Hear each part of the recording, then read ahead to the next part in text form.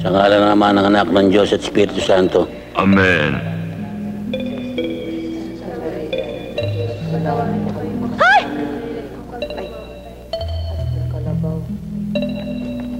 Ano ginagawa mo rito? Bakit? Katoliko naman ako, ah. Katoliko ka nga, pero kalabaw ka. Dito, tao lamang. Umuwi ka nga doon. Uy, doon ka sa labas. Umuwi ka na. Ang bihira ito.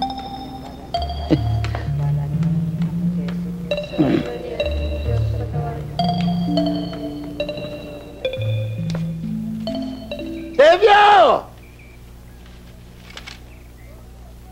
Oh, Sebio!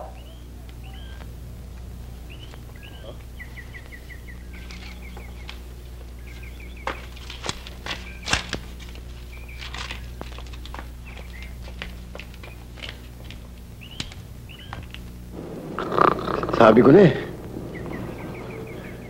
Sebio! Come in. Hoy!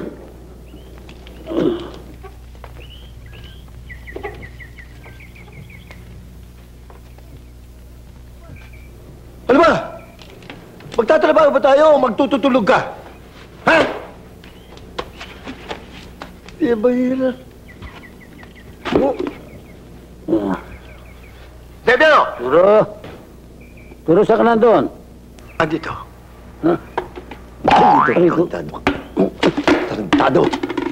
Bakit ba tatrabaho tulog ka ng tulog? Hinintay kita eh. Ano hinihintay? Kanina pa ako sa bukid.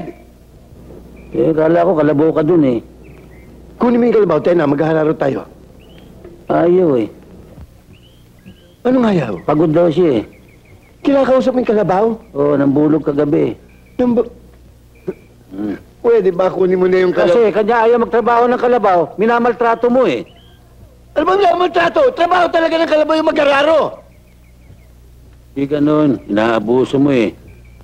Sige. Kanya ayaw ka sundin eh. Please lang, pakitawag mo. Sa'yo lang nakikinig eh. Paano nga masama ang trato mo? Mas may isip pa sa iyo yun eh. Paano ba kung tawagin mo? Kalabaw! Hindi ganyan. Ganito lang ang tawag dyan. Ano?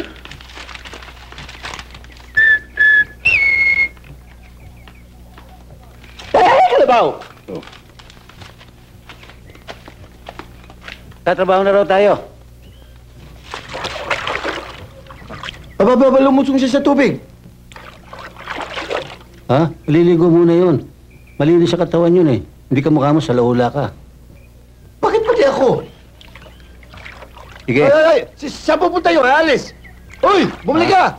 Eh, magkakapiro muna siya. Eh, hindi pa raw siya nag-aalmusal eh. Dali mo! Dali mo! Oy, sa loob ng 5 minuto, ikaw at yung kalabaw mo, eh, hindi nagpunta sa bukid, tatapahin ko yung kalabaw mo. Ba? Arani.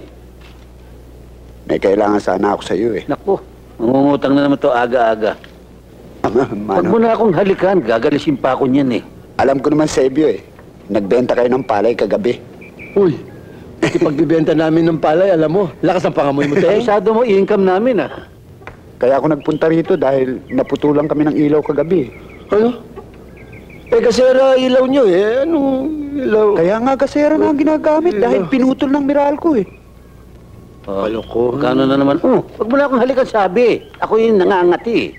Sebio, sana pautangin mo muna ako ng 200. Eh, may utang.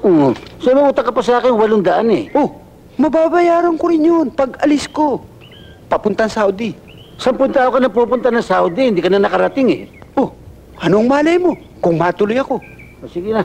Oh, pero nga muna ng 200 ito. Eh, nasa iyo pinagbenta ng palay. Wala eh. Sige na't makalayas na lang to. Eh, 100 tong pera ko eh. Oh, sige. 100? Oh, paano? Eh, di kulang ka pa ng 100. Ha? Oo. Oh, saka mo na lang ibigay. Oh, teka muna. Para lumalabas ako pa may utang eh. Talagang may utang ka. Paano? 200 ang hinihiram ko sa'yo eh. Igniram ka lamang. Ako pa makakaroon ng utang na ibibigay sa'yo. Eh, sa sandali lamang, hindi kayo nagkakaintindihan eh. Hindi kasi kayo marunong ng arithmetic. Magkano ba inutang mo? 200. Magkano binigay mo? 100. Magkano kulang? 100. O yun. Paano 100 yung utang? O bayaran mo. O, yan. O yung utang mo sa kanya. O yan. O. Ayan.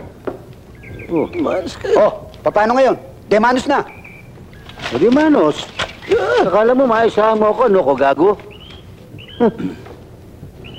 Tarantado ka eh. Bakit? Paano na manos eh? Wala naman nilabas na pera yon. Hindi naman kayo nag-usap ng matagalan. Hoy, ano? Kanina pa ako nandito. Magtatapaw pa ako tayo hindi. Oh, gagalit na si boss. Ha? Magtrabaho na nga naman tayo.